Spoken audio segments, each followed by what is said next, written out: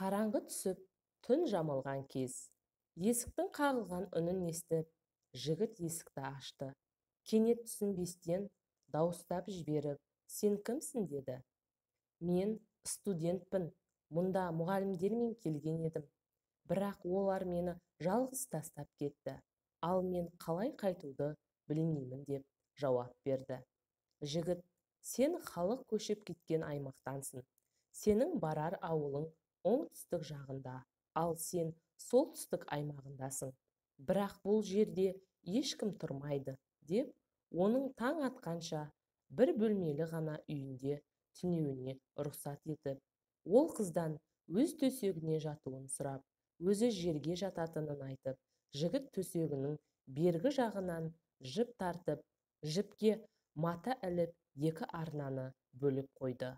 Ал қыз болса қатты ыңғайсызданып, түнде бір әурет жері ашылып қалудан қорқып, қымтанып жатты. Жігіт қолына кітап алып оқып жатқан болатын.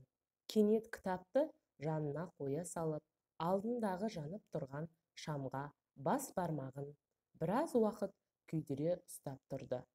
Араға аздап уақыт салып, өзге саусақтарын да солай күйдіре бастады.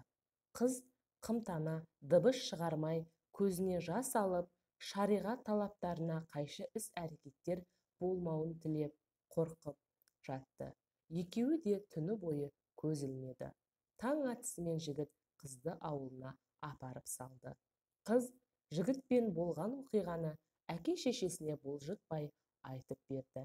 Бірақ оған әкесі қызының халін көріп сеніңкіремеді. Қыз түндегі қатты қорқыныштан ауырып қалған еді. Ертеңіне әкесі сол ауылға барып, жігітке жол көрсетуін сұрап барады. Сол кезде жігіт жол көрсетіп жатқанда, саусақтарының күйгенін көріп, жолшылай себебін сұрайды. Жігіт: «Кеше бір сұлу қыз келген еді. Түнде менің бөлмемде қонған болатын.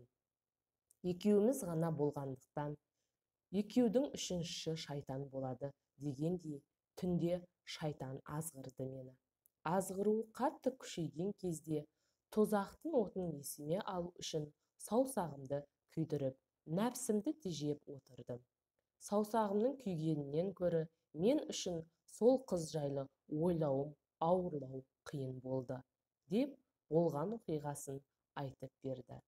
Қыздың әкесіне жігіттің нәпсісін тежеудегі тақуалығы ұнап, оны өз үйіне қонаққа шақырды. Сұлу қызын сол жігітке беріп, екеуін үйлендіруді мақсат етті.